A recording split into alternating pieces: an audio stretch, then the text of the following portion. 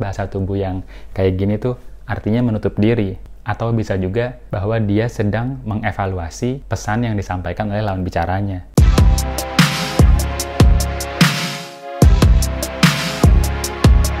Banyak orang yang nanya ke gue, "Hen, lu kan anak psikologi, ajarin gue bahasa tubuh dong."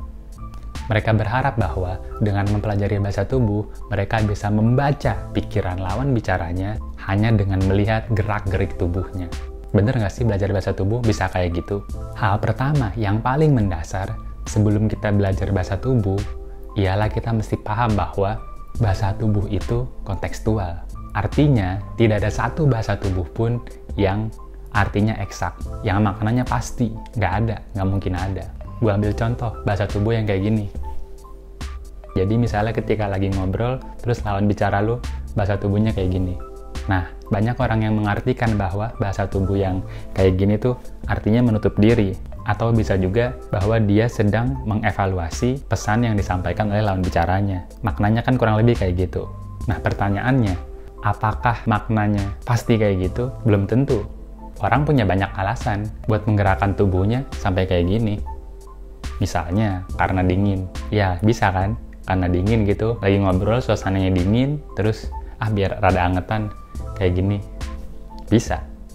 Jadi ya nggak mutlak kalau arti bahasa tubuh yang kayak gini itu menutup diri dan mengevaluasi pesan yang disampaikan oleh lawan bicaranya, nggak mutlak. Nah, terus gimana caranya supaya kita bisa menggunakan bahasa nonverbal atau bahasa tubuh gitu ya, dengan akurat? Gimana caranya?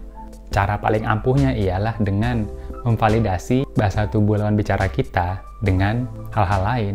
Hal-hal lain yang dilakukan dalam proses komunikasi yang kita lakukan dengan dia.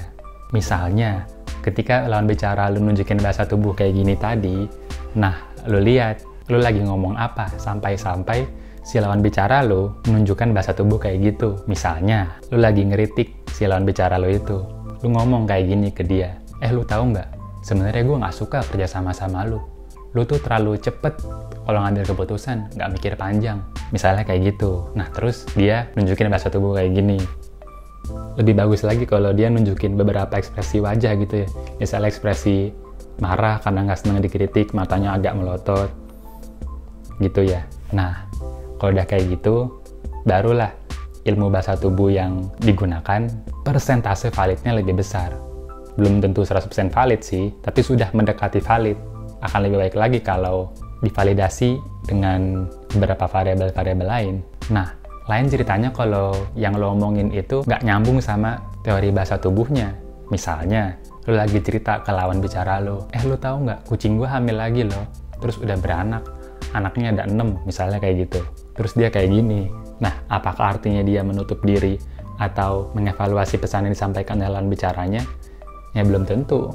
Apalagi lu ngobrol sama dianya jam 2 malam, terus di luar rumah gitu ya, atau di balkon yang tempatnya tinggi, yang dingin. Nah, bisa jadi dia kayak gini emang lagi kedinginan aja, bukan karena menutup diri atau mengevaluasi pesan yang disampaikan oleh lawan bicaranya. Ya nggak nyambung, kan gitu.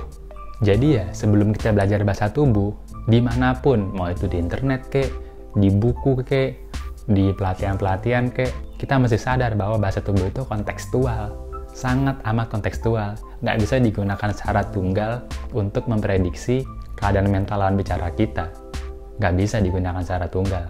Jadi, berhati-hatilah dalam belajar, apalagi mempelajari mental manusia, karena manusia itu makhluk yang kompleks. Nggak mungkin ada konsep tunggal yang pasti benar dalam mengkaji manusia. Nggak mungkin.